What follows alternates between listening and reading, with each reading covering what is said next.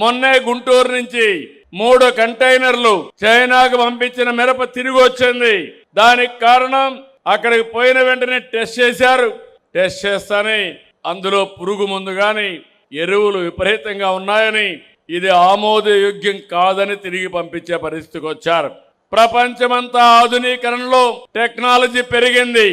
ఏ పంటైనా సరే ఆ పంటలో ఎంత క్రిమి సంహారక మందులుంటాయి, లేకపోతే ఎంతవరకు ఎరువులుంటాయి, కెమికల్ ఉంటుందో అవన్నీ కూడా అధ్యయనం చేసే పరిస్థితికి వచ్చారు. దీనివల్ల ఎవరు తినే పరిస్థితిలో లేరు. కొన్ని దేశాలు దీన్ని బ్యాన్ చేసే పరిస్థితికి వచ్చారు. ఈ రోజు మనం పండించే ప్రతి ఒక్క పంట అంతర్జాతీయ మార్కెట్కి వెళ్లాల్సిందే. గుంటూరులో తయారయ్యే మిరప ప్రపంచంలో అనేక దేశాలకు వెళ్తుంది. ఇక్కడ పండించే అనేక పంటలు ఒక పంట కాదు, వాణిజ్య పంటలు ప్రారంభమైందే గుంటూరు జిల్లా నుంచి.